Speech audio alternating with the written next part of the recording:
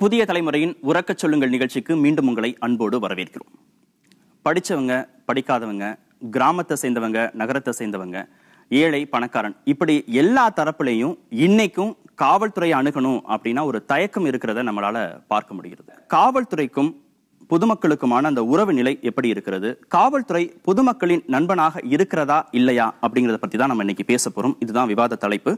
தமிழகம் முழுவதிலும் இருந்து பங்கேற்பாளர்கள் வந்திருக்கிறாங்க. அதே போன்று 4 சிறப்பு விருந்தினர்களும் வந்திருக்கிறாங்க.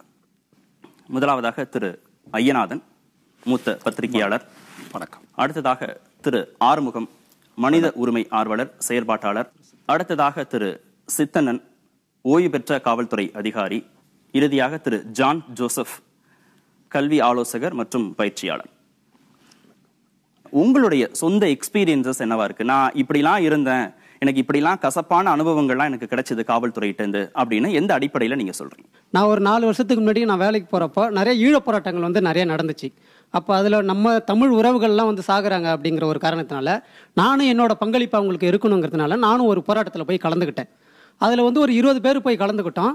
சாலை மறியல் பண்ணாங்க. அதில் அரெஸ்ட் பண்ணி ஒரு வாரம் சிறையில் இருந்தோம். சிறையில் இருந்ததுக்கு அப்புறம் எங்களுக்கு கோர்ட்டுக்கு போயிட்டு எங்களுக்கு ஜாமீன் கிடைக்கிது. ஜாமீன் 30 நாள் கையெழுத்து போட்டு கண்டிஷன் பெயில் கொடுக்குறாங்க. அப்போ கையெழுத்து 10 மணிக்கு காலையில் கையெழுத்து போடணும்னு கோர்ட்டு உத்தரவு. கையெழுத்து சரி 10 மணிக்கு நம்ம வேலைக்கு போனோம், அதனால ஒரு 9 மணிக்கு போயிட்டு நம்ம முன்கூட்டியே கையெழுத்து போடலான்ட்டு அங்கே காவல் நிலையத்துக்கு போனால் கையெழுத்து போடக்கூடாது, கரெக்டாக 10 மணிக்கு தான் கையெழுத்து போடணும்னு சொல்கிறாங்க. இதனால் என்னோட வேலையாக போயிடுச்சு. அது மட்டும் இல்லைங்க, அங்கே கொலை குற்றங்கள், திருட்டு வழக்கில் உள்ள குற்றவாளிகள் அங்கே கையெழுத்து போட வரப்போ அவங்க ஒரு வாரம் போடக்கூடிய கையெழுத்தை ஒரே நாளில் எல்லாத்தையும் போட்டுட்டு போறாங்க. இதுல காவல்துறை ஒரு தலைபட்சமா நடந்துக்கிட்டாங்க. நாங்க நடந்து போயிட்டு இருக்கோம், சாதாரண நடந்து போயிட்டு இருக்கோம். ஒரு காவல்துறை அதிகாரி எங்களை கூப்பிடுறாரு. என்னப்பா 10 மணிக்கு போறிய, 10 மணிக்கு மேல ஆயிடுச்சு, 11:30 போறிய அப்படின்னாரு. நடந்து போறோம். நாங்க மதுவும் அறிஞ்சிருக்கிறோம். இன்னும் நடந்து போறவங்க மது அறிஞ்சிருக்கோம்னா, ஐயா எனக்கு இயக்குனர் பணம் தரல, அதுக்கு பதிலாக பிராந்தி கொடுத்து தான் குடிச்சிட்டு நாங்க பாட்டு நடந்து போறோம், வேற வழி இல்லை, கஞ்சிக்கும் வழி இல்லை, ஒன்னும் கடையும் இல்லை, அம்மா ஹோட்டலையும் அடைச்சுட்டாங்க அப்படின்னு. இப்ப சமீபத்தில் நடந்ததுங்க, ஒரு மாதம் தான் ஆயிடுச்சு. இப்போ நாங்கள் போய்கிட்டே இருக்கிறோம். திருப்பி சரி என்ன அதை காசு வச்சிருக்கீங்களா அப்படின்னு கேட்குறாருங்க. நேரடியாக கேட்டாருங்க. அவருடைய பேர்லாம் கூட சொல்லுவேன், நேரடியாக கூட்டு கூட காட்டுறேன் உங்கள்கிட்ட. அவர்கிட்ட அப்படி பேசிட்டே இருக்கும்போது திடீர்னு ஒரு வார்த்தை சொன்னாரு. எனக்கு கோவம் வந்துருச்சு. நான் பேசணும்னா அவர் கேட்ட கேள்வி என்ன, நீ என்ன நின்றுட்டே சட்டம் பேசுறியா அப்படிங்கிறாரு. என்ன சட்டத்தை உங்கள்கிட்ட நான் பேசக்கூடாதா? நான் என்ன புதுசாவா எழுதிய பேசுறேன்? இருக்கிற சட்டத்தை நான் பேசுறேயா, உங்கள்கிட்ட பேசக்கூடாதுன்னு கேட்கிறேன். என்ன நின்றுட்டே சட்டம் பேசுற அப்படின்னு சண்டைக்கு வராங்க. 2 போலீஸ்காரங்க சண்டைக்கு வராங்க. இப்போ நான் பார்த்தேன், என்னையா சண்டைக்கு வரையா, நீங்க சாதாரணமாக கூப்பிட்டு விசாரிச்சு திடீர்னு சண்டைக்கு போட்டு வழக்கு போட்டுருவிய போல அப்படின்னு சொல்லிட்டு பேசிட்டே இருந்தா, அப்போ நான் கேட்குறேன், ஐயா நீங்க காவல்துறை நண்பர்னு சொல்றீங்களே, யாருக்கியா நீங்க நண்பர்னு நான் கேட்டேன். ஐயா நீங்க எங்களுக்கெல்லாம் நண்பர் கிடையாது, பொதுமக்களுக்கோ உழைப்பாளிகளுக்கோ நீங்க நண்பரே கிடையாது. கொள்ளையடிக்கிறவனுக்கு, திருட்டு சாராயம் விற்கிறவனுக்கு, கட்ட பஞ்சாயத்து பண்றவனுக்கு, இவங்களுக்கு பூரா யார் நண்பர்னா காவல்துறை தான். காவல்துறை வெள்ளைக்காரர்களா ஆரம்பிக்கும் போது எதுக்கு ஆரம்பிச்சாங்கன்னா, மக்களை பயமுறுத்தணும் அப்படிங்கிறதுக்காக ஆரம்பிச்சாங்க. அந்த நிலை இன்னைக்கு வரைக்கும் தொடர்ந்துட்டு வருது. இதை காவல்துறை மாத்தி ஆகும். நான் ஒரு வீட்டில் குடியிருந்தேன். அந்த அம்மாவுக்கு நிறைய நூற்றுக்கணக்கான வீடு இருக்கு. அப்போ என்னுடைய வீட்டை அவர்கள் போர்ஷன் 2ஐயும் ஒன்னா சேர்க்கணுன்றதுக்காக என்னை காலி பண்ண சொன்னாங்க. நான் கொஞ்சம் அவகாசம் கேட்டேன். நான் ஊர்ல இல்லாத சமயத்தில் குடும்பத்தோடு நாங்கள் வெளியூர் போயிருந்த நேரத்தில் அந்த இடையில உள்ள செவத்தை இடிச்சு என்னுடைய வீட்டினுடைய பொருளெல்லாம் எடுத்துட்டு போய் அவங்க கிட்ட வச்சுக்கிட்டு இருந்தாங்க. நான் ஊர்ல இருந்து வந்த உடனே இதை கேட்ட உடனே போலீஸ்ல கம்ப்ளைண்ட் பண்ணேன். எஃப்ஐஆர் பதிவு பண்ணாங்க. 506/2 506/2 இன்னும் சில செக்ஷன்ல போட்டு பதிவு பண்ணாங்க. பதிவு பண்ணதுக்கு அப்புறம் அதன் மீது நடவடிக்கையே இல்லை. ஜஸ்டிஸ் ஜெகதீசன் நினைக்கிறேன் 30 நாளைக்குள்ள அந்த பெண்மணி மீது நடவடிக்கை எடுக்கணும் அப்படின்னு சொல்லிட்டு கொடுத்தாங்க. அதையும் கொண்டு போய் கொடுத்தது எந்த விதமான நடவடிக்கையும் இல்லை. இப்போ அது ஒரு 5-6 வருஷம் ஆகுது. 5-6 வருஷமா இப்போ அந்த கம்ப்ளைண்ட் உயிரோடு இருக்கு, உயர்நீதிமன்ற உத்தரவு உயிரோடு இருக்குது, எஃப்ஐஆர் உயிரோடு இருக்குது, ஆனா கோமாவில் இருக்கு. நான் டிஆர் வியாபார ஸ்தலத்தில் இருக்கேன். தொடர்ந்து அங்கே பார்த்தீங்கன்னா சிறுகடை வியாபாரிகள் ஒரு 2500 மேல வியாபாரம் பண்ணிட்டு இருக்காங்க.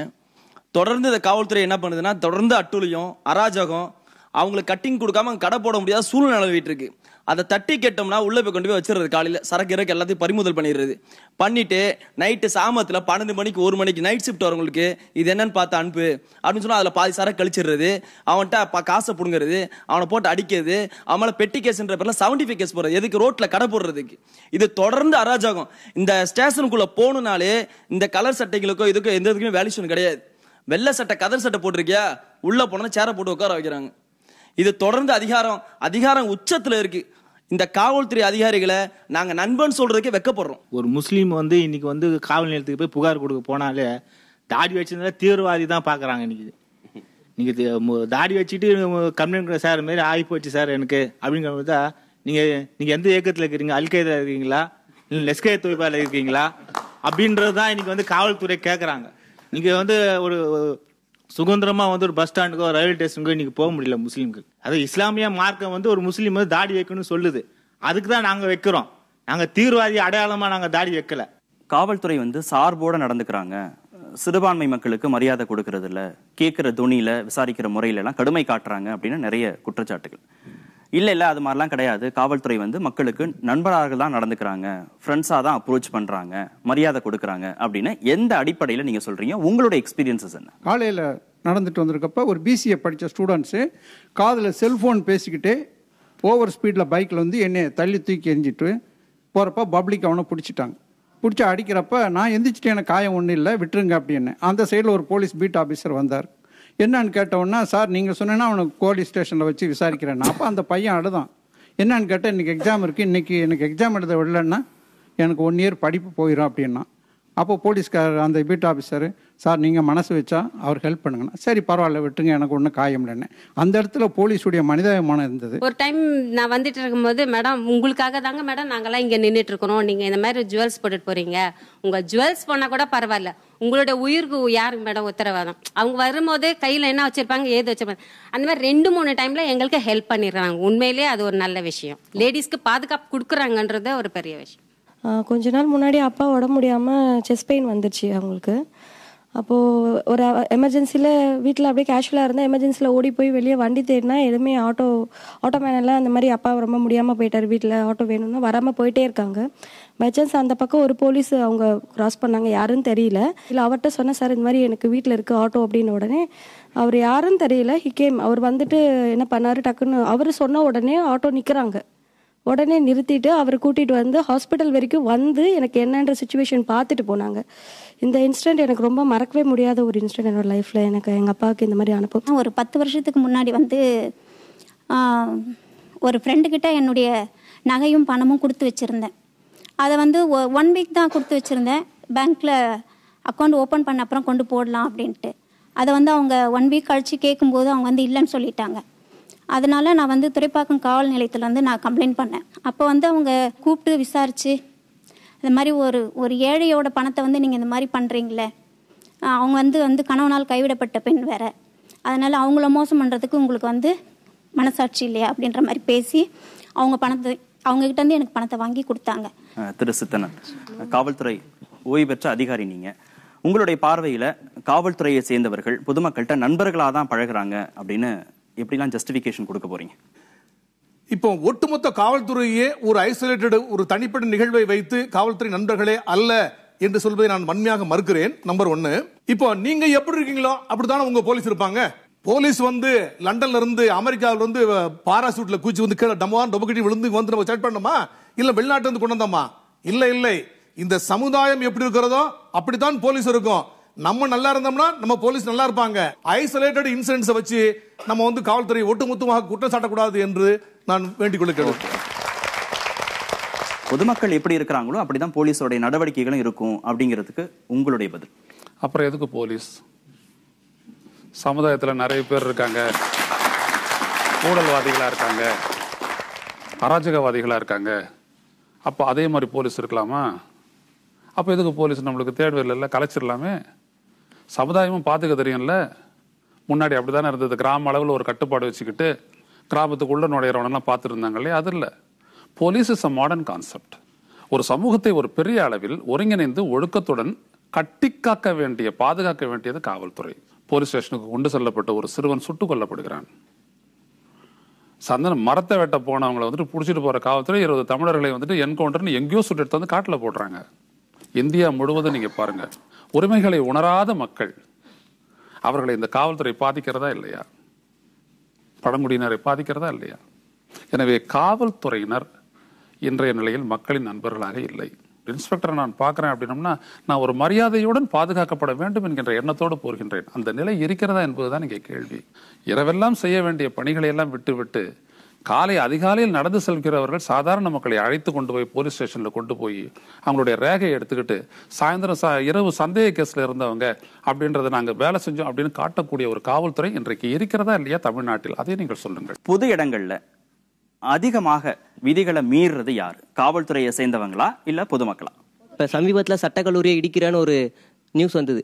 அப்போ தன்னோட ஜனநாயக உரிமையை, தன்னோட அடிப்படை உரிமையை மாணவர்கள் கேட்டப்போ பயங்கரமான அடினா வெறித்தனமான அடி. அதை கூட பரவாயில்ல, மாணவர்கள் அடி வாங்குவாங்க, ஒரு உணர்ச்சி, ஒரு இள ரத்தம் வாங்குவாங்க, பரவாயில்ல. மாற்றுத்திறனாளிகள் என்ன செஞ்சாங்க? 22 நாள் போராட்டம் நடத்தினாங்க. ரொம்பவும் கொடூரமான தாக்குதல் அவங்க மேலேயும். ஆனா அதே 30 நாள் கழிச்சு காவல்துறையோட பாதுகாப்போட பஸ் எரிக்கிறாங்க, ரோட்ல போற எல்லா காரு வேன் எல்லாத்தையும் எரிக்கிறாங்க. அரசோட சொத்து பஸ் அதை எரிக்கிறாங்க காவல்துறையோட பாதுகாப்போட. எதுக்காகனா தமிழக முதல்வர் கைது செஞ்ச அன்னைக்கு எல்லாருமே பார்த்திருப்பீங்க, இது யாரும் மறுக்க முடியாது. ஒரு போலீஸ் வந்து ஒரு கைதியை வந்து எப்படி நடத்தணுங்கிறது அவங்களுக்கு உண்டான ஒரு ஆக்ட். அப்போ அந்த போலீஸ் வந்து அப்படி மீறுறாங்களா, அப்படி நடக்கிறாங்களா, தன்னுடைய சட்டத்துக்கு உட்பட்ட உண்டான அவங்களோட துறைக்கு உண்டான வந்து விதியை வந்து ஃபாலோ பண்றாங்களா? அதுக்கப்புறமாட்டு பொது விதிக்கு போகலாம். அந்த துறைக்கு உண்டான விதியே அவங்க ஃபாலோ பண்ணல. அந்த நீதிபதி டிகே பாசு சொன்ன அந்த 10 விதிகளை அவங்க ஃபாலோ பண்ணாம இவங்க ஏன் பொது விதிகளுக்கு வந்து இவங்க வராங்க? KK நகர்ல இருந்து டி நகர் வந்து நிறைய ஷேர் ஆட்டோ போகுது. ஒரு நிமிஷத்துக்கு ஒரு ஆட்டோ போகுது. அந்த ஆட்டோவில் வந்து அதிகபட்சமா ஒரு 8 பேர் 10 பேர் தான் ஏற்றலாம். ஆனால் 25 பேர் ஏற்றுவாங்க. அப்போ அவங்க என்ன பண்ணுறாங்கன்னா, போக்குவரத்து காவல்துறை என்ன பண்ணுறாங்கன்னா பில்லு போட்டு கொடுத்துட்றாங்க. அந்த பில்லை போட்டால் நைட்டு 8 மணி வரைக்கும் வண்டி ஓட்டலாம். காலைல போகிற அந்த பில்லு நைட்டு 8 மணி வரைக்கும் 25 பேர் இல்லை 30 பேர் வேணாலும் ஏற்றலாம். பில்லே போட மாட்டாங்க. யாருன்னா போலீஸ் மடக்கினா கூட இந்த பில் இருக்குது அப்படின்னு காமிச்சிடுறாங்க. அப்போ அந்த ஒரு நாள் 25 பேர் ஏற்றி வண்டி அதனால் ஆகி 25 பேர் செத்தாங்கன்னா யார் பொறுப்பு? அதுக்கு பொதுமக்களா பொறுப்பு? காவல்துறை தானே பொறுப்பு. இப்போ போய் நம்ம ரோட்டில் போய் பார்த்தோம்னா 90% ஆஃப் த பீப்புள் ஹெல்மெட் இல்லாமல் தான் ஓட்டிக்கிட்டு இருப்பாங்க. 90% ஆஃப் த பீப்புள் வண்டியையும் நிப்பாட்டி போலீஸ்காரங்க வந்து அவ்வளோ பேருக்கும் ஃபைன் போடுறதோ இல்லை அவ்வளோ பேரையும் கொண்டு ஜெயிலில் வைக்கிறதோ இல்லை வேற ஏதாவது ஆக்ஷன் எடுக்கிறதோ it is practically impossible. So இதுக்கெல்லாம் முக்கிய காரணம் வந்து பொதுமக்கள் தான். சார் வந்து சொன்னார், நம்மளாம் ஹெல்மெட் போடாமல் ஓட்டுறோம், சீட் பெல்ட் போடாமல் வண்டி ஓட்டுறோம் அப்படிங்கிறாரு. முக்கால்வாசி போலீஸ் ஜீப்பில் பார்த்தீங்கன்னா சீட் பெல்ட் போடாமல் தான் ஓட்டுறாங்க போலீஸே. அடுத்தது ஹெல்மெட் விஷயத்தில் பார்த்தீங்கன்னா ஹெல்மெட் போடாமல் தான் முக்கால்வாசி போலீஸே ஓட்டுறாங்க. அது ஒரு முக்கியமான கருத்து. அடுத்த விஷயத்தை பார்த்தீங்கன்னா ஒன்வேல அதிகமாக வண்டியை ஓட்டிட்டு போகிறதெல்லாம் பார்த்தீங்கன்னா போலீஸ் ஜீப்பு தான். முக்கால்வாசி போலீஸ் ஜீப் பார்த்தீங்கன்னா நோ பார்க்கிங்கில் தான் நிற்கும், நோ பார்க்கிங் தான் வண்டி ஓட்டுவாங்க, ஒன்வேல தான் வண்டி ஓட்டுவாங்க. இது ஒரு முக்கியம். அவங்களே வந்து ரூல்ஸை ஃபாலோ பண்ணாதப்ப நம்ம எப்படி ஃபாலோ பண்ணுறது? போலீஸும் நோ பார்க்கிங்கில் போகக்கூடாது, போலீஸும் ராங் சைடில் போகக்கூடாது அப்படின்லாம் கிடையாது. அவங்களுக்கு வந்து அது ஃபிளெக்சிபிள். ஸோ அப்படின்னும் போது அந்த இடத்துல அவங்க அந்த வெஹிக்கிளில் போனாதான் அந்த ஸ்பாட்டில் வந்து அவங்க போயிட்டு அந்த ப்ராப்ளம் நடந்திருக்கா நடக்கலையான்றது பார்க்க முடியும். 100 ரூபாய் போட்டா அதுதான் பெனல்ட்டி அப்படின்னா எந்த போலீஸ்காரங்க கரெக்டா 100 ரூபாய் பெனல்ட்டி வாங்குறாங்க? சன்ஃபில்ம் கிளாஸ் யூஸ் பண்ணக்கூடாது, நீங்க வந்து அந்த உங்களோட விண்டோவை மறைக்கிற மாதிரி போடக்கூடாதுன்றது சட்டம். போட்டுட்டு எங்க வெஹிக்கிள் போகுது, நிறுத்துறாங்க, அதுக்கு 2000 ரூபாய் ஃபைனு. நீங்க பரவாயில்ல ஒரு 400-500 ரூபாய் கொடுத்துட்டு போங்கன்னு சொல்லி 500 ரூபாய் வாங்கிட்டாங்க. அன்னைக்கு நான் வந்து கூகுளில் செக் பண்றேன், ஃபர்ஸ்ட் டைம் நீங்க மாட்டினீங்கன்னா 100 ரூபாய் தான் ஃபைன். செகண்ட் டைம் திருப்பி அதே தப்பை ஏச்சிங்கன்னா 200 rupees. தேர்ட் டைம் உங்களுக்கு அதே பிரச்சனையில் மாட்டினீங்கன்னா உங்கள் லைசன்ஸ் கேன்சல் பண்ணுறது. இந்த மாதிரி சட்டம் என்ன சொல்லுதோ அதை நீங்கள் செஞ்சீங்கன்னா எங்களுக்கு பிரச்சனை இல்லையே. நீங்கள் சொல்லணும் இதுக்கு 100 ரூபாய் தான் ஃபைன்னா 100 ரூபாய் போட்டு நீங்கள் ஃபைன் கொடுங்க. எந்த போலீஸ்காரங்க கரெக்டா 100 ரூபாய் தான் இதுக்கு ஃபைன் சொல்றாங்க? ஒரு உதாரணத்துக்கு சொல்றேனே, இந்த மாதிரி ஒரு வண்டியில ஒருத்தர் போறாங்க, இந்த மாதிரி போகும்போது வந்து போலீஸ் கிட்ட ஏதோ ஒரு அஃபென்ஸா போறாங்க, போலீஸ் வந்து பாத்துறாங்க, போலீஸ் வந்து பிடிச்சிட்டு இந்த மாதிரி சொல்றாங்க, கோர்ட்டுக்கு போனா வந்து நீ 5000 ரூபாய் பே பண்ணணும் அப்படின்னம்னா எத்தனை பேர் அந்த இடத்துல ஓகே நான் கோர்ட்டுக்கு போறேன் அப்படின்னு வந்து அந்த போலீஸ் கிட்ட கமிட் ஆகுறாங்க? டெஃபினட்டா ஒருத்தர் கூட கிடையாது. அடுத்த செகண்ட் சார் 200 ரூபாய் பாத்துக்கலாம் சார். அவர் கார் ஓட்டிட்டு போறாரு, அவருக்கு சட்டம் தெரியல, அது ஒரு சராசரியான ஒரு விஷயம் தான், அவருக்கு தெரியலன்னே வச்சுக்குவோம், அது ஒரு தவறு இல்லை. ஆனா முதல் முறையாக அந்த சன்ஃபிலிம் அகற்றல அப்படின்னா எவ்வளவு ஃபைன்? 100 ரூபாய் ஃபைன்ங்கிறத அவர்கிட்ட தப்பா சொல்லியிருக்காங்க. காவல்துறையை சேர்ந்தவங்க தவறா சொல்லி அந்த விஷயத்துக்கு கூடுதலாக பணம் வசூலிச்சிருக்காங்க. அது எப்படி நீங்க நியாயப்படுத்த முடியும்? ஓகே, இந்த இடத்துல காவல்துறை செய்தது தவறாக இருந்தாலும் அந்த பப்ளிக் ஏன் வந்து அந்த மாதிரி கமிட் ஆகிறாங்க? ஓகே, நீ 2000 ரூபாய் தவறாவே சொல்லிட்டான், கொடுத்துட்டு போக சொல்றீங்களா? கொடுத்துட்டு போக சொல்லல, ஆக்சுவலா வந்து பாத்தீங்க அப்படின்னா எனக்கு தெரிஞ்சு 100க்கு 2 போலீசார் மட்டும்தான் டைரக்டா வந்து கவனிச்சுட்டு போ அப்படின்ற மாதிரி சொல்லுவாங்க. எனக்கு தெரிஞ்சு 50% போலீஸ் வந்து நான் சொல்றேன் நில்லுங்க நான் வந்து அவங்க வாங்குறதுலாம் சொல்ல வரேன். 50% போலீசார்களும் வாங்குறாங்க ஸ்பாட்லயே, நான் அதை ஒத்துக்கிறேன், நான் இல்லன்னு சொல்ல வரல. பட் அந்த வார்த்தையை டைரக்டா யூஸ் பண்ண மாட்டாங்க. நீங்க திருப்பி பாருங்க, நீங்க கோர்ட்டுக்கு போனீங்கன்னா 5000 rupees, அதுதான் ஃபர்ஸ்ட் டயலாக். அதனோட இன்டைரக்ட் மீனிங் தான் வந்து என்ன கவனின்றது. நீங்க வந்து கோர்ட்ல போனா இவ்வளவு ஃபைன், இது நடக்கும், கோர்ட்டுக்கு ஜெயில் கதவை திறந்து விடுவாங்க, அதெல்லாம் சொல்றது உங்க வேலை கிடையாது. இந்த தவறு நீ பண்ணிருக்க, இந்த தவறுக்கான செக்ஷன் இது, இவ்வளவு பெனால்டி, மொபைல் கோர்ட் இருக்கு, கட்டட்டும், கோர்ட்ல போய் கட்டட்டும். ஸ்பாட் பெனால்ட்டியே முதல்ல அவாய்ட் பண்ணணும். ஸ்பாட் பெனால்ட்டி தான் கரப்ஷனுக்கு மெயினான ஒரு காரணம். பொதுமக்களை அணுகிறதுல இல்ல விதிகளை பின்பற்றுறதுல காவல்துறை பொது தளங்கள்ல எப்படி செயல்படுறாங்க? இங்கெல்லாம் நிறைய பேர் சொன்னாங்க போலீஸ் நண்பர்னு. நான் நண்பரெல்லாம் இருந்திருக்கிறேன், நான் நண்பரா இருந்திருக்கிறேன். எனக்கு பேரு இன்ஃபார்மர். என்னுடைய உயிர் நண்பன் மணல் கடத்தலை தடுக்க ஈடுபட்ட என் நண்பனை போலீசாரை காட்டி கொடுத்து கொலை நடந்துட்டு விட்டது. அவன் பேர் பில்தா சந்தோஷ்ராஜ். ஒரு சோர்ஸ் ஆஃப் இன்கமாகவே இந்த காவல்துறை பணியை கருதுறாங்க. அது எல்லாமே வந்து நம்ம விஷயம் பார்க்கணும்னா இது இல்லீகல் எல்லாமே வந்து நியாயப்படுத்திட முடியாது. அது பெரும்பான்மையா கொஞ்சமா அப்படிலாம் வந்து இல்லீகல்னா அது சட்ட விரோதம் தான். அது 5% இருந்தாலும் சரி, 1-2 பேராக இருந்தாலும் சரி, காவல்துறை வந்து சீர்படுத்தப்பட வேண்டும். திரு ஜோசப், பணம் காய்க்கும் மரமாக காவல்துறையில் இருக்கிறவங்க காவல்துறையை பார்க்கறாங்கன்னு நிறைய குற்றச்சாட்டுகள், இது ஒரு குற்றச்சாட்டு, இது மாதிரி நிறைய குற்றச்சாட்டை வச்சிருக்கிறாரு. உங்களுடைய பதில்? இப்போ இவர் வந்து போலீஸ் டிராபிக்ல போய் மாட்டுறாரு, இவருக்கு இது ஃபர்ஸ்ட் அன்னைக்கு. ஆனா போலீஸ் இது 100வது ஆளா இருப்பார். இப்ப 100 பேர் வந்து போலீஸ்ல வந்து இந்த மாதிரி மாட்டி மாட்டி பண்ணும்போது 101 ஆளை பார்க்கும்போது போலீஸுக்கு எப்படி இருக்கும்? நானே போலீஸா இருந்தா என்னடா இது எல்லாருமே எப்படி வர்றாங்கன்னு சத்தம் போட்டுருவாங்க. சில சமயத்துல முதல்ல பொறுமையா தான் இருந்திருப்பாங்க. இந்த மனுஷன் தன்மை வரும்போது சில விஷயத்தை இழந்துடுறாங்க. எவ்வளவுதான் அவங்க போலீஸ் பயிற்சி அடைந்திருந்தாலும் அந்த மனித தன்மை கடைசியில் வந்துருது. அப்போ பாத்தீங்கன்னா இப்ப நிறைய விஷயம் இவங்க சொல்றது ஒண்ணு உண்மையாக இருந்திருக்கலாம், அது இருந்திருக்கும்னு நானே நம்புறேன். ஆனா உடனே ஜெனரலைஸ் பண்ணி அவங்க சொல்றவங்க எல்லாட்டையுமே போலீஸ்னாலே இப்படித்தான் அப்படின்னு சொல்லும்போது மக்களுக்கு அந்த நம்பிக்கை போயிருது. அப்புறம் பாக்குறவங்க எல்லாம் போலீஸ் அங்க திருடங்க, இதை பணம் காய்க்கிற மரமாக பார்க்கிறார்கள். ஆனா இதே சமயத்துல மக்கள் பாதுகாப்புக்காக எத்தனை பேர் உயிர் விட்டுருக்காங்க. இப்ப சில இது கோவில் திருவிழாக்கள் இருக்கும், அங்க லத்தி சார்ஜ் பணம் இல்லைன்னா ஸ்டாம்பீட் நடக்கும். ஸ்டாம்பீட் நடந்துச்சுன்னா போலீஸ் என்ன பண்ணாரு, அடிச்சு விரட்டி இருக்க வேண்டியதானேன்னு சொல்லுவோம். ஆனா மற்ற சமயத்துல அது வராமல் தடுக்கும் போது ஒன்னும் நடக்கல, ஏது பண்ணாரு அப்படின்னு பேசுவோம். இப்படிதான் நடக்குது. போலீஸ் தடுத்து இருக்க வேண்டும், ஆனா போலீஸ் தடுத்து ஒண்ணும் நடக்கலைன்னா போலீஸ் தடுத்தது தப்பு. ஆனா விஷயம் நடந்துருச்சுன்னா போலீஸ் தடுக்க வேண்டும். இந்த மாதிரி தான் நம்ம எல்லாத்தையும் பாக்குறோம். இப்படி டிஸ்டார்ஷன் வர்றது, இதனால நம்ம போலீஸை பற்றி தவறான கருத்து இருக்கின்றன. ஆனா மொத்தத்தில் பார்த்தீங்கன்னா போலீஸ் வந்து சிறப்பாக செயல்படுவதால் தான் நாம் எல்லோரும் இங்க அமைதியாக அமர்ந்து பேசிக்கொண்டு இருக்கிறோம். போலீஸ் அப்படின்னா உங்களுடைய அபிப்பிராயம் என்னவாக இருக்கிறது? போலீஸை பார்த்தீங்கன்னா எனக்கு ஒரு நல்ல ஒப்பீனியன் இது வரைக்கும் வந்ததே கிடையாது. ஏன்னு கேட்டால் போலீஸ் வந்து மக்களுக்கான ஒரு எந்த பாதுகாப்புமே என்னுடைய அனுபவத்தில் கொடுத்து நான் பார்த்ததே இல்லை, கேள்விப்பட்டதும் இல்லை. அவங்கள பற்றியா நான் நிறைய விஷயங்கள் நிறைய வந்து எதிர்ப்பாக தான் நான் கேள்விப்பட்டிருக்கேனே தவிர எனக்கு போலீஸ் போய் இந்த மாதிரி ஒரு பாதுகாப்பு கொடுத்தாரு, அது எனக்கு மன நிறைவே கொடுத்துச்சின்னு சொல்லிட்டு ஒரு அடித்தட்டு மக்கள்கிட்ட இருந்தாலும் சரி நான் இது வரைக்கும் கேட்டதே கிடையாது. என் எதிர்க்க ஒரு போலீஸ்கார் வந்தாருனால எனக்கு அவர் மேலே ஆத்திரம் தான் வரும். காரணம் என்னன்னு பார்த்தீங்கன்னா, நான் வந்து இந்த ஒரு 5-6 வருஷத்தில் நிறைய எனக்கு சிறை அனுபவம் அதிகமாக இருக்குது. போலீஸ் ஸ்டேஷன் போகிற அனுபவம் நிறைய கிடைச்சிது. அங்கே வந்து போலீஸ் ஸ்டேஷனில் வந்து பார்த்தீங்கன்னா சாதி மதம் அவங்களோட பின்னணி என்ன அப்படிங்கிற ஒரு குறிக்கோளை வச்சு தான் அவங்க கேஸை எடுக்கிறாங்க. என்னை பார்த்தாலே எனக்கு வெறுப்பு தான் வருது, அவர் கெட்டவராக தான் எனக்கு தோணுது அப்படின்னு. அவரோட நினைவுகள் தான் அந்த மாதிரி, அவரோட எண்ணங்கள் தான் அந்த மாதிரி ஒழிய நிஜமாவே வந்து அந்த போலீஸ்காரர் வந்து கெட்டவராக தான் இருப்பாரா அப்படின்றது டவுட். உலகத்துல வந்து என்னென்ன தவறுகள்லாம் நடந்தா அதை தட்டி கேட்கணுமோ காவல்துறை அத்தனை தவறுகளையும் காவல்துறை செய்திருக்குது. இல்லைன்னு சொல்லுங்க பாப்போம். எல்லா பத்திரிகைகளும் நான் பாத்துக்கங்க, செய்தித்தாள் படிக்கிறேன், அதனால எனக்கு வெறுப்பு இருக்குதுன்னு சொல்ல வரேன். இது எப்படி என்னோட அனுபவம் இல்லைங்கிறீங்க? அதே செய்தித்தாள்ல காவல்துறையினரை பத்தி நல்ல விஷயங்கள் நீங்க படிச்சதே கிடையாது. நல்ல விஷயங்களுக்கு 199% போலீஸை பத்தி தவறா தாங்க வருது. அப்படி கிடையாது. 50% நான் வந்து உங்களுக்கு காமிக்கிறேன். 50% இருக்குன்னா அப்ப இந்த மக்களுக்கு சேவை செய்யக்கூடிய காவல்துறை எதுக்கு 50% கெடுதல் செய்யணும்? ஒரு ஆக்சிடென்ட் டைம்ல எத்தனை பொதுமக்கள் வந்து அங்க கை வைக்கிறாங்க அந்த இது. நீங்க தவறா சொல்றீங்க.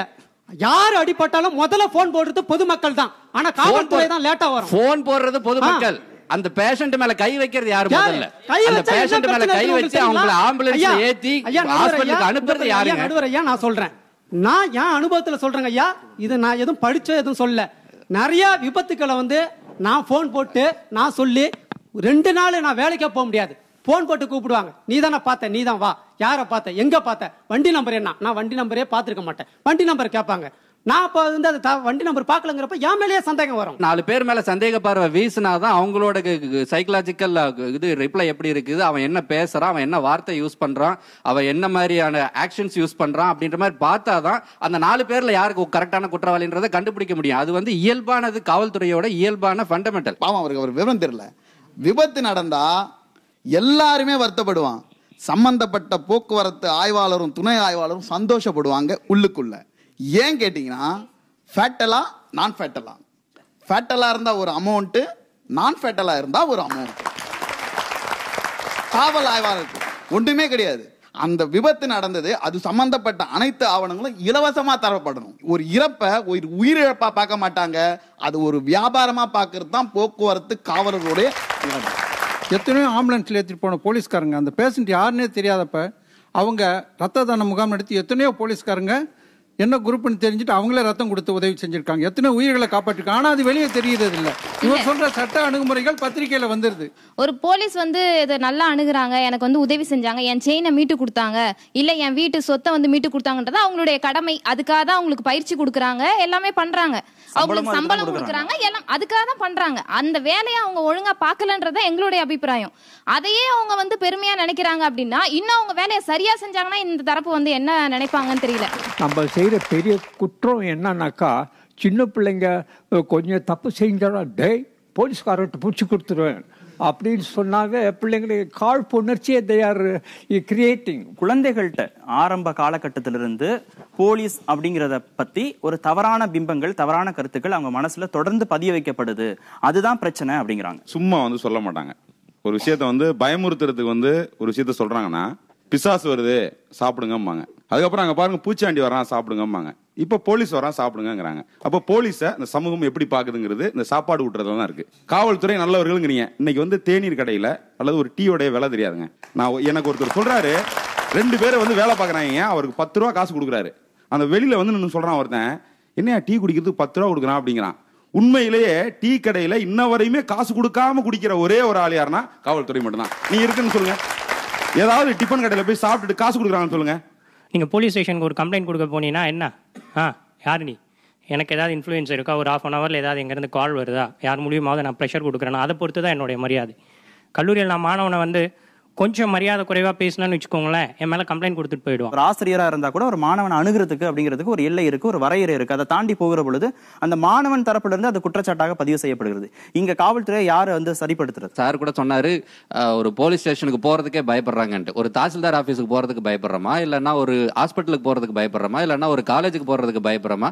அதெல்லாம் ஒரு உரிமை. நம்ம போகிறோம், அங்க செய்யறோம். ஐ மீன் நமக்கு அங்க வேலை இருக்கு, அங்க போறோம், நம்ம அந்த வேலையை வந்து முடிச்சுக்கிறோம். போலீஸ் ஸ்டேஷன் இல்ல அப்படி பார்க்கும்போது போலீஸ் ஸ்டேஷனை வந்து ஒரு தீண்டத்தகாத இடமா பாக்குறாங்க. அங்க தாசில்தார் போய் பாக்குறாங்க, அல்லது டாக்டர் போய் பாக்குறாங்க, அப்புறம் ஒரு அட்வொகேட் கூட போய் பார்த்துட்டு வரலாம். எல்லாத்தையும் கொஞ்சம் டைரக்டா ஃப்ரீயா பேச முடியும், அவங்ககிட்ட கவுன்சிலிங் பண்ண முடியும், நம்மளுடைய கருத்துக்களை வந்து பகிர்ந்து கொள்ள முடியும். முடியலன்னா நம்ம வெளியே வேண்டாம், இந்த அட்வொகேட் மாத்தலாம் நம்ம சொல்லிட்டு போகலாம், இந்த டாக்டர் கிட்ட வேணா வேற டாக்டர் பாத்துக்கலாம் சொல்லலாம். ஆனா ஒரு காவல்துறையில போயிட்டு அவங்க கிட்ட போய் பேசுறதுக்கு இது மாதிரி இணக்கமா பேச முடியாது. ஏன்னா பேசினாலே அதுக்கப்புறம் அவங்க என்ன என்கிட்டே சட்டம் பேசுறியா உட்கார் அப்படி சொல்லிட்டு ஏதோ ஒரு செக்ஷன் போட்டு விட்டு 3 மாசம் உள்ள போட்டு அப்புறம் பொடால போட்டான் தடால போட்டான்னு சொல்லிட்டு தீவிரவாதின்ற ஏகப்பட்ட செக்ஷன்ஸ் அவங்களுக்கு தேவை வந்து கேஸ் அந்த மந்த்ல முடிக்கணும்ன்றது இருக்கும், டார்கெட் இருக்கும். அதுக்கு இழிச்சவங்கலாம் நிறைய பேர் மாட்டிப்பாங்க. அங்க போறதே வந்து நம்ம அச்சோ நம்ம போனோம்னா நம்மள தப்பா நினைச்சிருவாங்க, நம்ம போனோம்னா நம்மள கிரிமினலா நினைச்சிருவாங்க, நம்ம போனோம்னா நம்மள திருடனா நினைச்சிருவாங்க அப்படின்ற மாதிரி நினைச்சு போறாங்க. ஜஸ்ட் போயிட்டு ஹாய் சொல்லிட்டு அவர்கிட்ட பேசிட்டு வந்தோம்னா அதுல என்ன தப்பு? ஏன் அப்படி கூப்பிட்டு அவங்க ரிசீவ் பண்ண மாட்டாங்களா? அப்படி அவங்க செஞ்சு என்னைக்கு எந்த போலீஸா அந்த மாதிரி ரிசீவ் பண்ணலன்றது எங்களுக்கு சொல்ல யாராவது போய் காவலர்களை பார்த்து ஹலோ ஹவாரியூன்னு கேட்கறமான்னு நீங்க போய் hello uncle how are you shall we go for tea அப்படின்னு கேட்க முடியுமா? பிச்சு போடுவோம். யாராவது டெய்லி போய் போலீஸ் ஸ்டேஷனுக்கு விசிட் பண்ணுவீங்களா? பார்த்து வணக்கம் சொல்லுவீங்களா? போலீஸை பார்த்தா என்ன நினைக்கிறோம்? ஐயோ சார் இருக்காருன்னு சொல்ல மாட்டோம், ஐயோ மாமா இருக்காரா எஸ்கேப்டா அப்படின்னு தான் எஸ்கேப் ஆகும். இவங்க சொன்னதுக்கே நீங்க பதில் சொல்லிடுங்க. காவல்துறையை வந்து பொதுமக்கள் ஒரு பயமே இல்லாம ஒரு சராசரி மனுஷன் கூட போய் ரொம்ப இயல்பா அணுகுவதற்கான சூழல் ஏன் இன்னமும் ஏற்படல? போலீஸ் வந்து ஒரு கம்ப்ளைண்ட் ரிசீவ் பண்ணாங்கன்னா ஒரு பக்கம் ஒரு விக்டிம் இருப்பார், இன்னொருத்தரும் அக்யூஸ் இருப்பார். தங்களுக்குன்னு ஒரு பாதிப்பு ஏற்பட்டால் அக்யூஸ் அடிங்க உதங்க எப்படியாவது நீங்க கண்டுபிடிச்சே ஆகணும் அப்படிங்கிற ஒரு பிரஷர் கொடுக்கக்கூடிய மனப்பான்மையும், அதே இது அந்த அக்யூஸ் தன் சம்பந்தப்பட்ட இருந்தாங்கன்னா போலீஸ் ஒண்ணுமே பேசக்கூடாது, உட்கார் வச்சு பேசி ஒரு பிரியாணி வாங்கி கொடுத்து அனுப்பணும் அப்படிங்கிற மாதிரி தான் மக்களின் மனப்பான்மை இருக்கு. ஆனால் காவல்துறையின் சட்டப்படி தான் செய்ய முடியும். சகோதரி சொன்ன மாதிரி நினைச்ச உடனே ஒரு கேஸ்ல போட முடியாது. சில வழக்குகளில் உடனடியாக எஃப்ஐஆர் போடக்கூடாது, பிரிலிமினரி என்கொயரி பண்ணித்தான் போடணும்னு சொல்லி நம்ம ஜஸ்டிஸ் ரகுபதி கமிட்டியிலிருந்து இப்போ அருணேஷ்குமார் லலிதகுமார் கேஸ்ல இருந்து வந்துருச்சு. எங்கோ 1-2 பேர் நீங்க போய் பேசும்போது தவறான வார்த்தைகளை சொல்லிருந்தாங்கன்னா அது மிகப்பெரிய தவறு, கண்டிப்பா நடவடிக்கைக்கு உள்ளாக்கப்பட வேண்டும். அதுக்காக வேண்டி இந்த தனிப்பட்ட நிகழ்வுகளை கொண்டு ஒட்டுமொத்த காவல்துறையை பழி சுமத்துவது என்பது கண்டிக்கத்தக்கது. பொதுமக்கள்கிட்ட அவங்களுடைய மனதில் போலீஸ் அப்படிங்கிறவங்களை பத்தின அபிப்பிராயம், ஒப்பீனியன் எப்படி இருக்கு? சாதாரண மக்கள் போலீஸை அணுகிற விதங்கள் எப்படி இருக்கு? இந்தியாவை பொறுத்தவரை இவர்கள் அடக்குமுறைகளை ஏவும் அதிகார மையமாக இருக்கிறார்கள். அதனால தான் அந்த நட்பு உணர்வு அப்படின்றது நம்முடைய காவல்துறைக்கு இல்லாத போய் அதையே ஒரு இனிஷியேட்டிவா எடுக்கக்கூடிய அளவுக்கு நல்லா இருக்கு. உள்ளபடியே இவர்கள்கிட்ட வந்துட்டு பொதுமக்களோட ஒரு நட்புணர்வு இருந்தால் இவர்கள் உரிமையோடு கண்டிக்கலாம். ஆனா என்ன நினைக்கிறாங்கன்னா, பிறரை அச்சுறுத்த நினைக்கிறார்கள், தண்டிக்க நினைக்கிறார்கள், தாங்கள் பலமானவர்கள் என்று காட்ட நினைக்கிறார்கள். அது இங்கேயே நின்று போயிடல. காவல்துறையில் இருக்கக்கூடிய மதிப்பு வாய்ந்த அவருக்கு தெரியும், ஐயா அவர்களுக்கு தெரியும், குடும்பத்தில் கூட அதை காட்டுகிறார்கள். அந்த அளவிற்கு இவர்கள் அகங்காரத்திலும் மமதையிலும் மூழ்கி கிடக்கிறார்கள். இதுதான் உண்மை. 4 ஆண்டு காலம் சைதாப்பேட்டையில் ஒரு இன்ஸ்பெக்டர் ஆய்வாளராக இருந்திருக்கிறார் சித்தனன் அவர்கள். ஏன் மதிச்சாங்க? நேர்மையா இருந்ததுனால உங்களை விட்டு வச்சாங்க, மதிச்சாங்க. அப்ப நேர்மை வேணுமா, கடுமை வேணுமா? நீங்களே சொல்லுங்க. நமது காவல்துறை என்பது இன்னமும் ஜனநாயக மயம் ஆகவில்லை. அது ஏழை பணக்காரனா இருக்கட்டும், இல்ல படிச்சவங்க படிக்காதவங்களா இருக்கட்டும், இல்ல இன ரீதியிலான வர்க்க ரீதியிலான ஒரு வேறுபாடெல்லாம் காட்டாம எல்லாருக்கிட்டையும் போலீசார் ஒரே மாதிரி நடந்துக்கிறாங்க, எந்த பாரபட்சமும் பாக்குறது இல்ல அப்படின்னு சொல்ல முடியுமா? காவல்துறை யாருக்கு நண்பன்னா, சட்டவிரோதமா செயல்படுகின்ற எல்லாருக்குமே நண்பர்கள் யாருன்னா காவல்துறை தான். காவல்துறை இல்லாம ஒரு விஷயம் கூட சட்டவிரோதமான காரியம் எதுவுமே நடக்காது. அப்ப சட்டவிரோதமா நடக்கிற எல்லா விஷயத்துக்குமே காவல்துறை பாதுகாப்பா இருக்கிறது. உழைக்கின்ற வர்க்கத்துக்கு எப்பயுமே காவல்துறை எதிராக தான் இருக்கிறது. சரி, இது கண்டிப்பா நான் மறுக்கிறேன். ஏன்னா ஜஸ்ட் அதை கொஞ்சம் கற்பனை மட்டும் பண்ணி பாருங்க. எல்லா காவல்துறையும் எல்லா சமூக விரோத செயல்களுக்கும் உதவியா இருக்காங்க அப்படின்னும் போது இந்த சொசைட்டி இன்னைக்கு எப்படி இருந்திருக்கும்? எல்லாருமே ஜாலியா எல்லா சமூக விரோத செயல்களையும் ஈடுபடுவாங்க, அமௌண்ட் வந்துகிட்டு இருக்கும், எல்லாம் போய்கிட்டு இருக்கும், எல்லாமே அந்த மாதிரி நடந்துகிட்டு இருக்கும். ஏதோ ஒரு இடத்துல 1-2 நடக்குது அப்படின்றத மட்டும்தான் அவர் குறிப்பிட்டு காட்டுறாரே ஒழிய எல்லா இடத்துலயும் எல்லா சமூக விரோத செயல்களும் இப்படிதான் நடக்குது அப்படின்னம்னா இந்த சொசைட்டி இன்னைக்கு நம்மளால கற்பனையே பண்ணி பார்க்க முடியாது. பாலிடெக்னிக் படிக்கிற ஒரு தம்பி அம்பேத்கர் படம் போட்டு அந்த வழியா நடந்து போயிட்டு இருக்காரு. அவருடைய பாலிடெக்னிக் படிப்பு முடிச்சுட்டு வீட்டுக்கு போயிட்டு இருக்காரு. அப்ப அந்த ஸ்டேஷன்ல இருந்து வெளியில வந்த ஆய்வாளர் அந்த தம்பியை கூப்பிட்டு திடீர்னு அரைஞ்சிருக்கிறாரு. தம்பிக்கும் ஒண்ணுமே புரியல, ஏன் அரைஞ்சாரு, எதுக்கு அரைஞ்சாரு ஒண்ணுமே தெரியல. சார் நான் என்ன சார் தப்பு பண்ணேன், எதுக்கு சார் என்னை அடிச்சீங்க அப்படின்ட்டு. இது யாரு அப்படின்னு சொல்லி கேட்டிருக்கிறாரு. அம்பேத்கர் அப்படின்னு சொல்லியிருக்கான். அதுக்குதான் உன்னை என்ன அடிச்சேன், இவர் போட்டோ போட்டு நீ என்ன இந்த ஏரியால சுத்திட்டு இருக்கிற அப்படின்ட்டு. அந்த ஆய்வாளர் ஒரு குறிப்பிட்ட ஒரு ஆதிக்க வர்க்க சமூகத்தை சார்ந்தவர். அவருக்கு இந்த படம் போட்டது பிடிக்கலன்றதுனால அந்த அந்த சமூகத்தினுடைய பிரதிபலிப்பை இங்க காட்டுறாரு. அவர் ஒரு பொதுவான அதிகாரி, அந்த இடத்துல அதை காட்டக்கூடாது. ஒருத்தர் மேல இருக்க கோபத்தை இன்னொருத்தர்கிட்ட காட்டுறது இயல்பு தான். இப்போ ஒரு பெரிய அதிகாரிக்கு கோபம் இருந்ததுன்னு வைங்க, அவர் என்ன பண்ணுவாரு, அடுத்த அதிகாரிகிட்ட அந்த கோபத்தை காட்டுவார். அது அவர் அடுத்த அதிகாரிட்ட காட்டுவார். கடைசியில் இந்த சினிமாவில் காட்டுறவங்க கடைசியில் பார்த்தீங்கன்னா வீட்டில் மனைவி கிட்ட அந்த கான்ஸ்டபிள் பார்த்தீங்கன்னா வீட்டில் மனைவி கிட்ட அந்த கோபத்தை காட்டுறதுக்கு வாய்ப்பு இருக்கு. படிக்கிற பையன் கூப்பிட்டு திடீர்னு அடிச்சாருன்னா அவனுடைய மனநிலைமை என்னவா இருக்கும்? நம்ம என்ன தப்பு பண்ணமோ எது பண்ணமோ போலீஸ் கூப்பிட்டு நம்மள அடிக்குது. அப்ப எப்படி அது அந்த தம்பிக்கு எப்படி போலீஸ் மேல ஒரு நல்ல அபிப்பிராயம் வரும்? இது காவல்துறையில மட்டும்தான் இந்த ஒரு விஷயம் இருக்கு அப்படின்றது கிடையாது. ஒரு மனிதன் கிட்ட இருக்கக்கூடிய நார்மல் இயல்பு. பட் அதுக்காக அவர்கிட்ட அந்த ஃபேவரட்டிசம் காட்டுறாரு அப்படின்றதுனால இன்னொரு 3வது மனுஷன் கிட்ட அவரை தப்பா பண்றாரு, தப்பா இது பண்றாரு அப்படின்ற மாதிரிலாம் வாய்ப்பே இருக்காது. அந்த பணியில இல்லாதப்போ உங்ககிட்ட அந்த தன்மை இருந்ததுன்னா அது நீங்க இயல்பா இருக்கீங்க, சரி சாதா மனிதரா இருக்கீங்கன்ற போக்கு இருக்கு, அது ஏத்துக்கலாம். ஆனா அந்த யூனிஃபார்ம்ல இருக்கும்போது அந்த காழ்ப்புணர்ச்சியை நீங்க காட்டுறீங்க, அந்த சமூகத்தினுடைய உணர்வு அங்க வருதுன்னா அதுதான் மேம் சொல்ல வரேன். ஆக்சுவலா அந்த இடத்துல அந்த ஒரு நட்பு ரீதியான அந்த ரிலேஷன்ஷிப் எப்படி இருக்கு அப்படின்னம்னா ஒரு பாசிட்டிவ்ல தான் அந்த இருக்கே ஒழிய இந்த மாதிரி காழ்ப்புணர்ச்சி விஷயத்துல இந்த ஃபேவரட்டிசம் இருக்கு அப்படின்றது நான் வன்மையாக மறுக்கிறேன். நான் ஒரு பணக்காரன் போயிட்டு ஒரு சொத்துல போயிட்டு ஒரு கேஸை கொடுக்கும்போது அவர்கிட்ட அந்த ஆய்வாளருடைய அணுகுமுறையும், ஆய்வாளர் மட்டும் இல்ல பொதுவாவே ஒரு போலீஸ் துறையை சார்ந்தவங்களுடைய அணுகுமுறையும், அதே ஒரு ஏழை விவசாயி போயிட்டு தன்னுடைய சொத்து ஒரு 2 சென்ட் இருக்கும் நிலம், அதுக்காக போயிட்டு ஒரு கேஸ் கொடுக்கணும் அப்படின்னு சொல்லி போகும்போது அவர்கிட்ட அவங்களுடைய அணுகுமுறையும் ரெண்டுமே வேறுபடுது. இந்தா நீ போய் டீ வாங்கிட்டு வா போ, அப்படி போய் உட்காரு, அப்புறமா கேட்கறேன் என்ன வயசாயிடுச்சுல சும்மா எதுக்கு இங்க அலைஞ்சிட்டு இருக்க, இந்த மாதிரியான வார்த்தை பிரயோகங்கள் அதிகமா இருக்கும். 1 ஏக்கர் நிலம் இல்ல 10-100 ஏக்கர் நிலம் அது சம்பந்தமா வராரு அப்படின்னா, சார் வாங்க சார் உட்காருங்க சார், இப்ப வந்துருவார் சார் ஆய்வாளர், இப்போ வந்துருவார் சார், இதோ முடிச்சிடலாம் சார், உங்களுக்கு என்ன சார், சார் நீங்க போன் போட்டிருக்கலாம் சார், ஏன் சார் இப்ப வரீங்க? இந்த மாதிரியான வார்த்தை பிரயோகங்கள் அதிகமா இருக்கு. நம்ம ரமணன் சார் வந்து நாளைக்கு வந்து புயல் வருது, சென்னைக்கு புயல் வருதுன்னு சொல்றாரு. நாளைக்கு 4 மணி நிலையில் வந்து சென்னையை புயல் தாக்க சொல்றாரு. அங்க நம்ம யாரும் போய் நிப்போமா? நம்ம யாரும் நிக்க மாட்டோம். ஆனா 3 மணிக்கே போயிட்டு காவல்துறை நிப்பாங்க. அங்க நின்றுட்டு வர பொதுமக்கள் யார் இருந்தாலும், நீ ஏழையா அவன் நீ கடலுக்கு போ, நீ பணக்காரனா திரும்பி போயிடு, இந்த ஜாதியா அவன் உள்ள கடலுக்கு போ, நீ இந்த ஜாதியா திரும்பி பின்னாடி, அப்படி சொல்ல மாட்டாங்க. அவங்க மனிதாபிமானோட எந்த மனிதர்கள் வந்தாலும் இங்க புயல் வரப்போது திரும்பி போயிடுங்கன்னு சொல்லுவாங்க. சோ அந்த மனிதாபிமானத்தை நம்ம பார்க்கணும். இந்த இடத்துல வந்து மனிதாபிமானம்ன்றது தேவையில்லை, அவங்க கடமையை அவங்க செய்யணும். அவங்க கொடுக்கப்பட்டிருக்க கடமையை அவங்க செஞ்சா போதும். அந்த கடமையில இருந்து தவறுறாங்க, அதை வந்து சார் சொன்னது மாதிரி மிஸ்யூஸ் பண்றாங்கன்னும் போதுதான் இங்க பிரச்சனை வருது. நீங்க மனிதாபிமானமே இல்லாம கூட நடந்துங்களா, நீங்க ஸ்ட்ரிக்டா நடந்துங்க. பைக்ல 3 பேர் போறாங்களா, நீங்க ஃபைன் வாங்குறீங்களா, போடுறீங்களா, இல்ல அதுக்குரிய தண்டனை என்னவோ பெனால்ட்டி என்னவோ அதை போடுங்க. நீங்க அது யாருக்கும் தயதட்சின்னு பார்க்க வேண்டாம். அந்த மாதிரி நீங்க இருந்துட்டு போங்க. அந்த இடத்துல நீங்க மனிதாபிமானத்தோட செயல்படணும்னு யாரும் எதிர்பார்க்கல. நடுவர்க்கத்தினரும் கீழ்த்தட்டு மக்களும் போய் ஸ்டேஷன்ல நின்னீங்கன்னு வச்சுக்கோங்களேன், அவங்க பார்க்குற பார்வையிலே நீங்க எதுக்குடா இங்க வந்தோம் அப்படின்னு செத்துருவீங்க, கூனி குறுகி நாணி செத்துருவீங்க. போலீஸுங்கிறது மானிட்டரிங் அண்ட் கண்ட்ரோலிங்.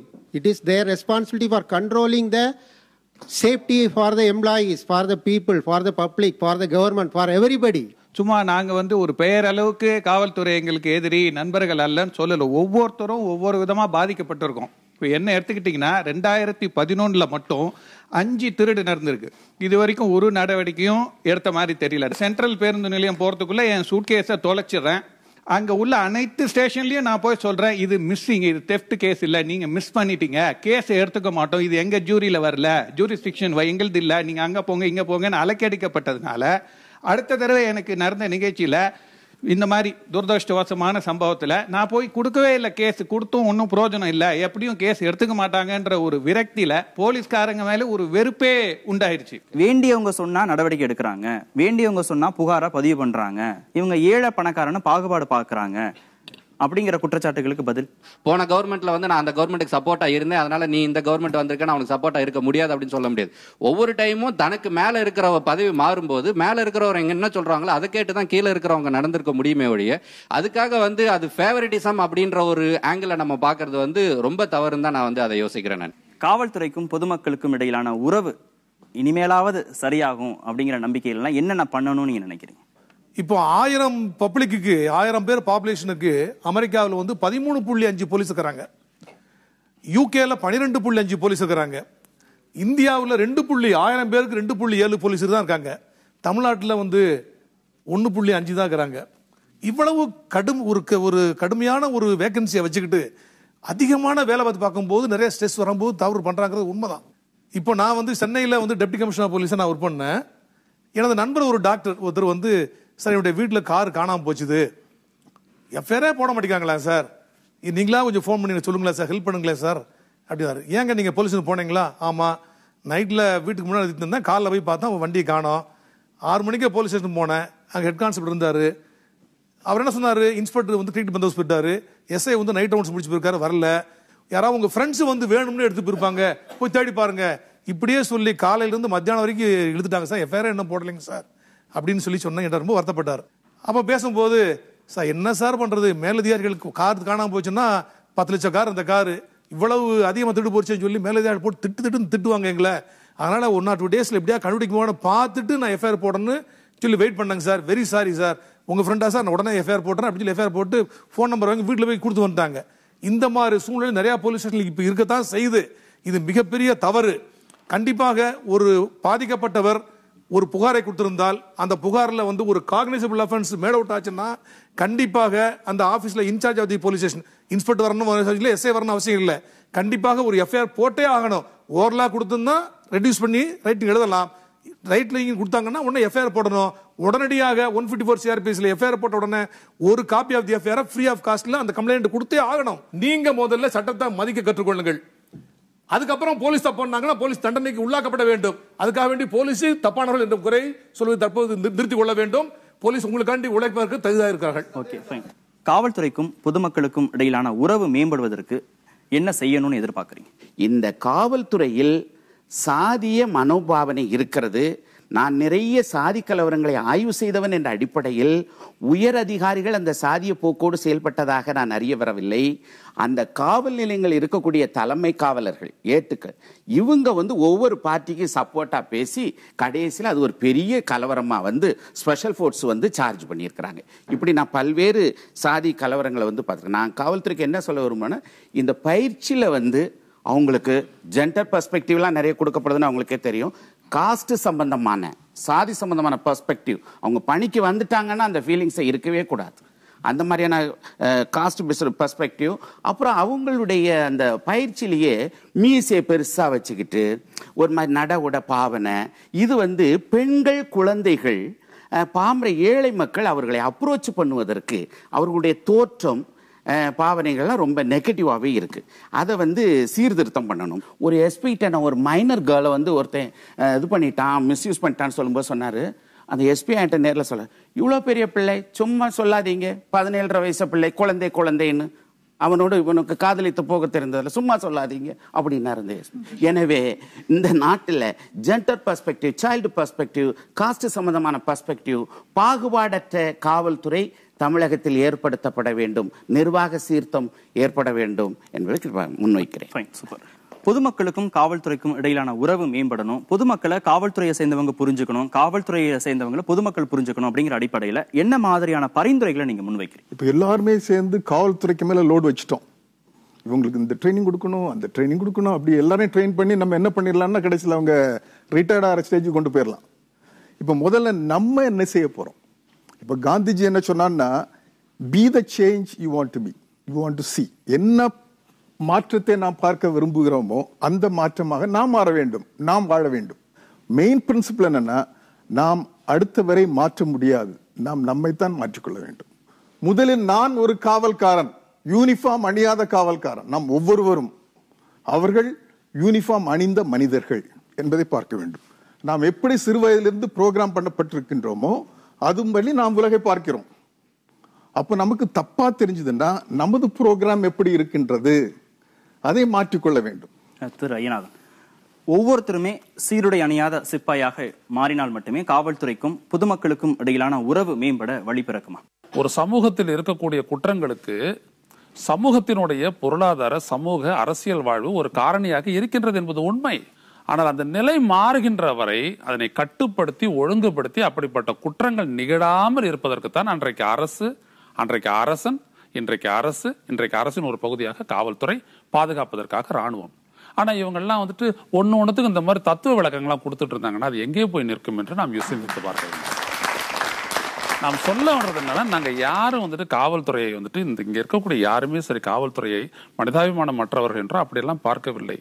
தேவையே என்னென்றா மனித தன்மையோடு அவர்கள் நடந்து கொள்ளவில்லையே என்பதுதான் இங்கே விடயம். இந்த தன்மையோடு அவர்கள் நடந்து கொள்வதை எது தடுக்கின்றது? இந்த சமூகம் தடுக்கின்றதா? அவர்களே ஒப்புக்கொண்டார்கள். அவர்கள் இருக்கக்கூடிய சம்பளம் எல்லாமே ஸ்ட்ரெஸ் யாருக்கு இல்ல. எனவே இதையெல்லாம் நம் காரணம் காட்டக்கூடாது. அதிகாரத்தை ஒரு பொது நன்மைக்கு பயன்படுத்தாமல் சுயநல நோக்கோடு காவல்துறையினர் பயன்படுத்தப்படும் பொழுது அதிகார வர்க்கத்தினாலும் ஆட்சியாளர்கள் உட்பட சொல்கின்றேன், அதே போல அரசியல்வாதிகளாலும் நீங்கள் ஒரு ஏவல் துறையாக மாற்றப்பட்டுள்ளதை மறுக்க முடியுமா?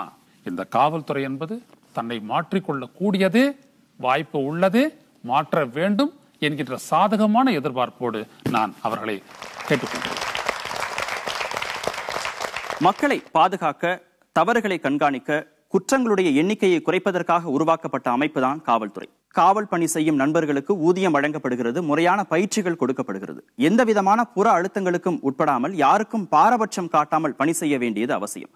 அதே போன்று சின்ன சின்ன விதிமுறைகளை கூட பின்பற்றுவதில் பொதுமக்கள் அலட்சியம் காட்டுகிறார்கள். இன்னைக்கு நடக்கக்கூடிய குற்றங்களுடைய எண்ணிக்கையை பார்க்கிற போதும், குற்றங்களுடைய தன்மையை பார்க்கிற போதும் தவறு செய்வதற்கு யாருக்குமே குற்ற உணர்ச்சியோ இல்லையே அப்படிங்கிற ஒரு கவலை உண்டாகிறது. எனவே இரு தரப்பிலும், காவல்துறை தரப்பிலும் பொதுமக்களுடைய தரப்பிலும் மாற்றங்கள் கொண்டு வரப்பட வேண்டியது அவசியம். இரு தரப்புமே தன்னை மாற்றிக்கொள்ள வேண்டிய கட்டாயம் இருக்கிறது. அடுத்த வாரமும் வேறொரு சிந்தனையோடு உங்களை சந்திக்கிறோம். அதுவரை நன்றியும் வணக்கமும்.